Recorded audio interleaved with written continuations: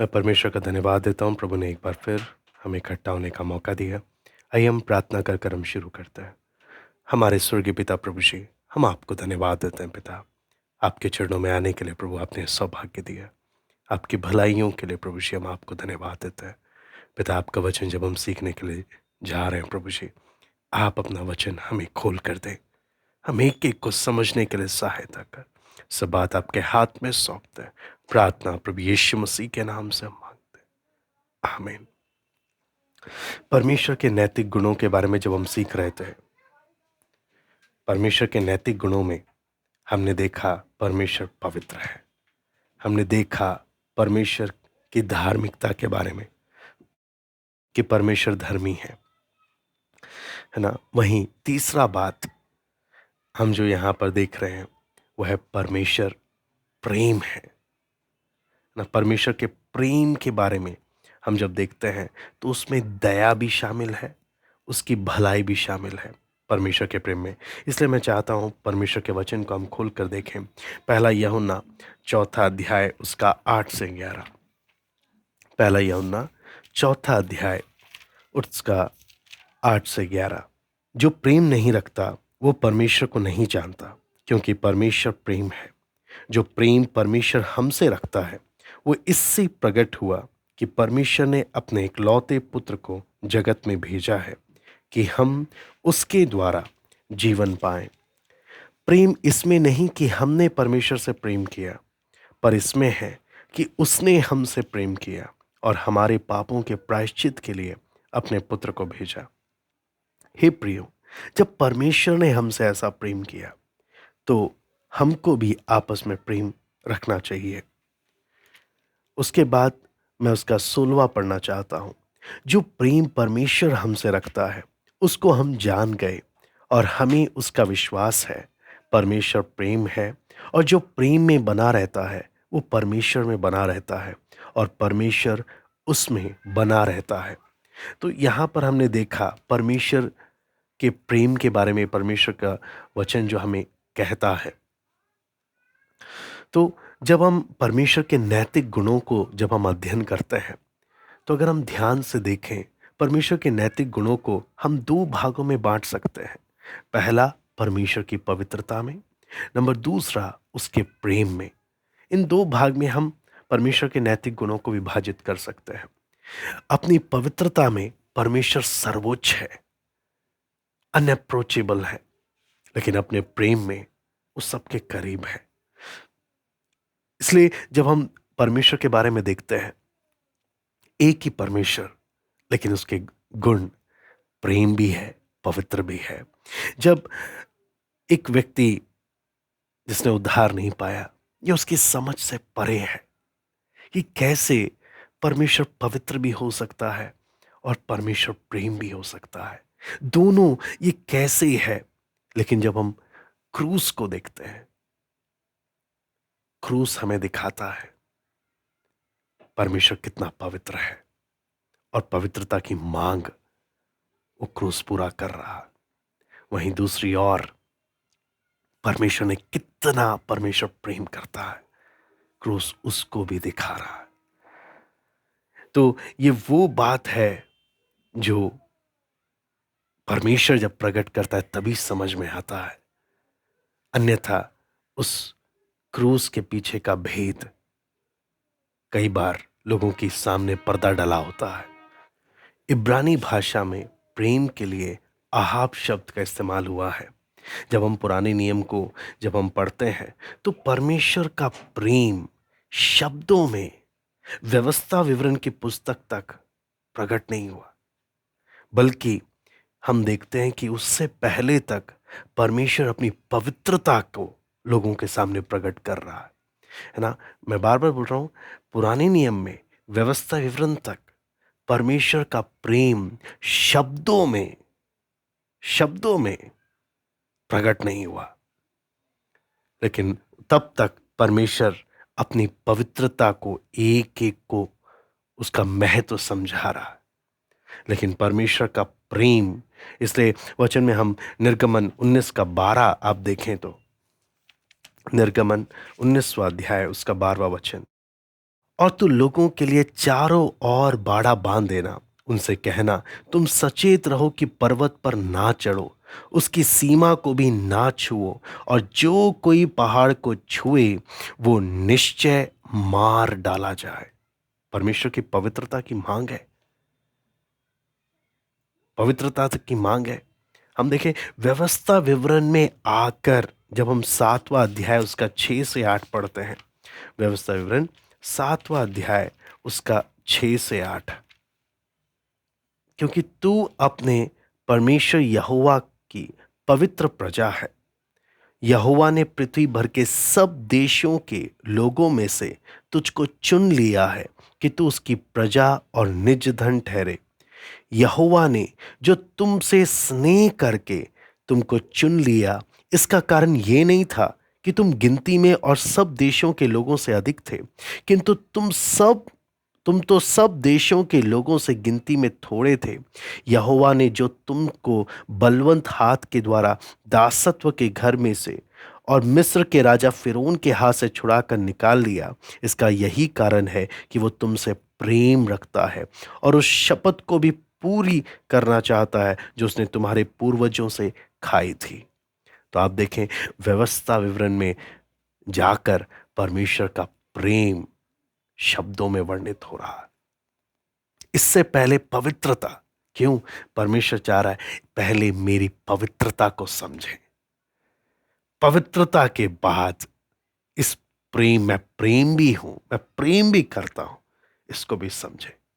कई बार लोग परमेश्वर के पवित्रता और प्रेम दोनों के संबंध को नहीं समझते।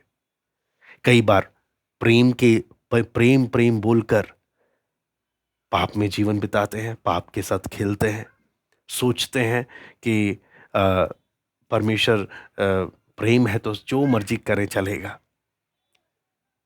कई लोग पवित्रता के इतने एक्सट्रीम पोजीशन में पहुंच जाते हैं कि ये नहीं देखते परमेश्वर साथ में प्रेम भी है। पवित्रता में एक्सट्रीम में जाने से फरीसी बन जाते हैं। लेकिन जब दोनों पहलुओं को देखते हैं, वो पवित्र भी है, वो प्रेम भी है, दोनों को साथ लेके जब जाते हैं, जैसा तुम्हारा बुलाने वाला पवित्र है, जैसा वो है वैसा तुम भी बनो। वो पवित्र भी है, वो प्रेम भी करता है। तो आज जब हम उस बात को देख रहे हैं, परमेश्वर पहले अपनी पवित्रता को दिखा रहा है, फिर परमेश्वर अपने प्रेम को भी प्रकट कर रहा है कि मैं कितना प्रेम करता हूं। और परमेश्वर का प्रेम इज़राइल के इतिहास में जब वचन में पढ़ते हैं, समय समय पर परमेश्वर कितना धीरजवंत है ना, कितना पेशेंट रखता है, उनके साथ कितना धीरज धर रहा है, कितना उनको उनके साथ व्यवहार में कितना सहनशीलता परमेश्वर दिखा रहा है। कितनी बार इज़राइल लोग मूर्ति पूजा के लिए चले गए, आसपास के देशों की तरह, कितनी बार विपत्तियां आई, लेकिन परमेश्वर वफादार रहा, परमेश्वर उनसे प्रेम करता रहा, है ना। इसलिए परमेश्वर ने उनको छोड़ा नहीं। इसलिए वचन में जब इब्रानी 12:6 पढ़ते हैं, जिनसे प्रभु प्रेम करता है उनकी ताड़ना भी करता है। खूब ताड़ना भी हुई है इज़राइल की, लेकिन हम वहां पे उसके प्रेम को भी देखते हैं। इसे नए नियम में भी जब हम आते हैं तो नए नियम में प्रेम के लिए कई यूनानी शब्द हैं, लेकिन जब हम परमेश्वर के प्रेम की बात करते हैं तो वहां पे अगापे शब्द का इस्तेमाल हुआ है।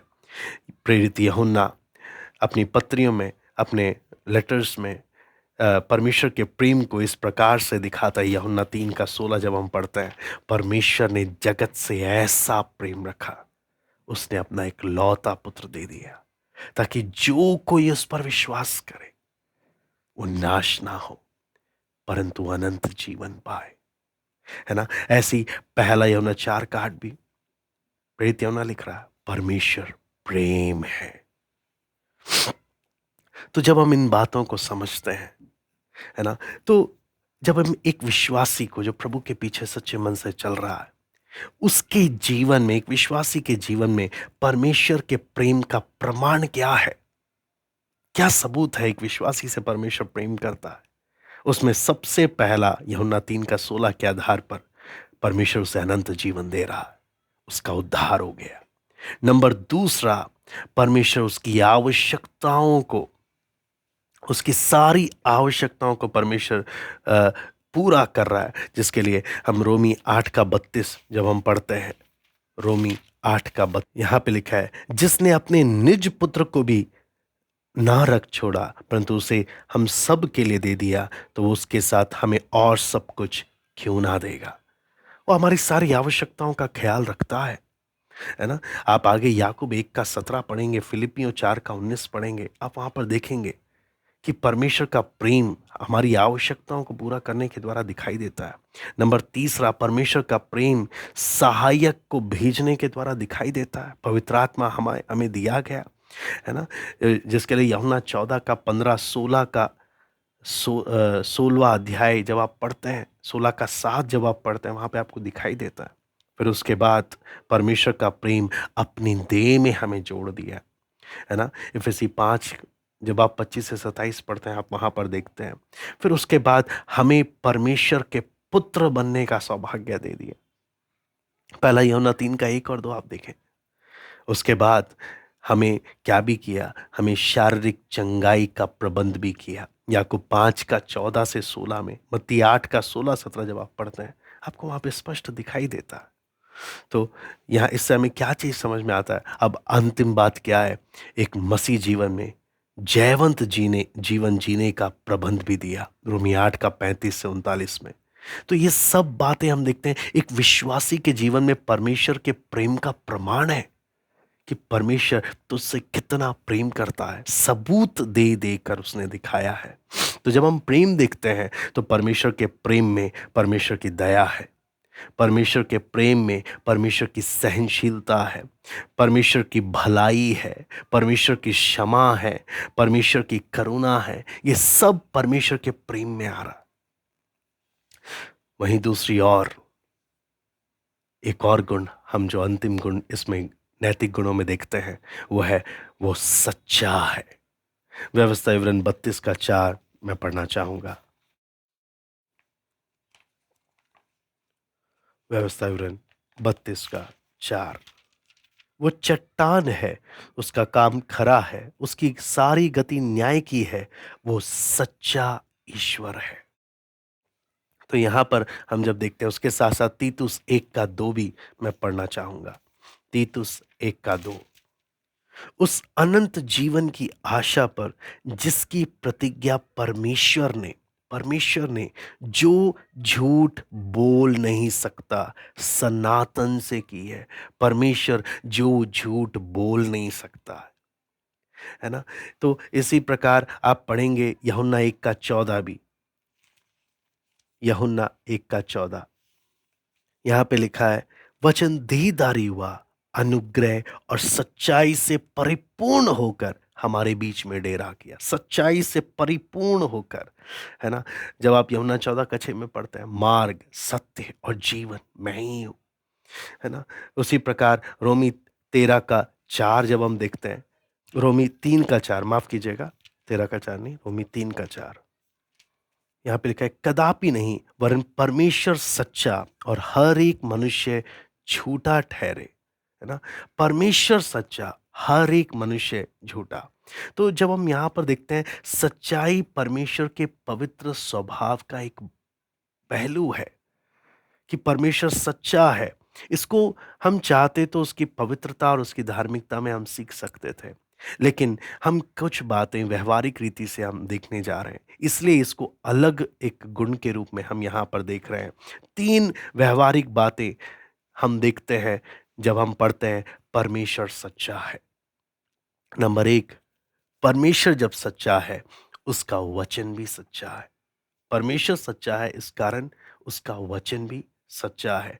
तो जब वो सच्चा है तो मुझे उसका स्वभाव, उसका उसकी इच्छा, मनुष्य के प्रति उसका उद्देश्य, उद्धार की योजना, उसके वायदे, उसके वाचा, ये सब फिर सच्चा हमारे सामने प्रकट हो जाता है। और जब परमेश्वर सच्चा है, उसका वचन सच्चा है, मैं उस पर भरोसा कर सकता हूँ।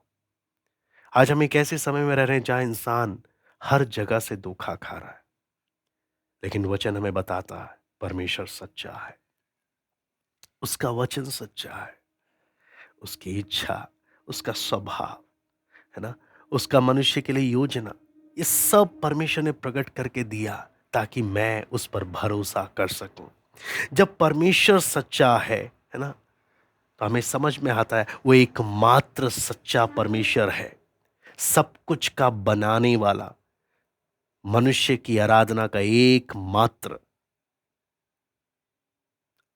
व्यक्ति, केवल वही मनुष्य की आराधना के योग्य है। बाकी सब बाकी सब छल और धोखा है, झूठ है। इसलिए जब हम इस बात को समझते हैं तो केवल परमेश्वर ही मनुष्य के जीवन की सबसे बड़ी प्राथमिकता है। सबसे बड़ी प्राथमिकता केवल परमेश्वर है और कुछ नहीं है। दूसरी उसका तीसरा पहलू जब हम देखते हैं, परमेश्वर सच्चा है इसलिए वो वफादार भी है। अपने वायदे, अपनी वाचा का पालन करने के लिए, है ना? क्योंकि वो वचन में जब हम पढ़ते हैं वो झूठ नहीं बोल सकता, ना ही झूठ बोलेगा। इसलिए वो अपने सारे वायदों को पूरा करेगा। क्यों? क्योंकि पहला चीज, परमेश्वर अपने स्वभाव के कारण उन चीजों को कभी वायदा नहीं करता जो वो पूरा ना करे। नंबर दूसरा, वो सर्वशक्तिमान है, तो जो उसने बोला है वो उसे पूरा करेगा। इसलिए जब हम परमेश्वर के वचन को समझते हैं तो हमें इन बातों को स्पष्ट रहना चाहिए।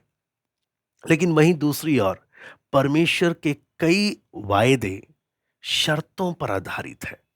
शर्तों पर आधारित बोलने का मतलब है कि जब मैं उन शर्तों को पूरा करता हूं तो मुझे उसका प्रतिफल मिलता है। लेकिन कई बार परमेश्वर अपने वायदों में जब हम उन शर्तों को पूरा नहीं करते, परमेश्वर देरी होने देता है ना? लेकिन देरी होने का मतलब क्या है? परमेश्वर इंतज़ार करने जब बोल रहा है इसका मतलब क्या है? हमारे लिए उसने और भी बेहतर योजना तय की है और वो अपने समय में, है ना, उस बात को पूरा करेगा क्योंकि हम वफ़ादार हो ना हो, परमेश्वर विश्वास योग्य है, वो विश्वास योग्य है। तो जब हम इन बातों को मनन करते हैं, 2 बातें हमने मुख्य तौर पर जो देखा, वो प्रेम है, वो सच्चा है। इससे पहले हमने उसकी पवित्रता, उसकी धार्मिकता को देखा।